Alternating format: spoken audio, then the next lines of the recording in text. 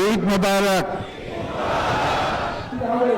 আপনারা যারা ওখানে জামাত গ্রহণ করতে পারেন নাই তাদেরকে বাইতুল মুবারকের জামাত গ্রহণ করার জন্য ইসলামিক ফাউন্ডেশনের পক্ষ থেকে ঈদ মোবারক, ঈদ মোবারক। আজকে চারে চারে যে ভাব জাগিয়ে আছে রাখিতে হবে সারা পক্ষে আজ সকল ধন্য নিখিল মানবের মিলন জন্য শুভতা জেগে মার অশুভ দূরে থাক খোদার সুবাসিত স্পর্শে। আসসালামু আলাইকুম।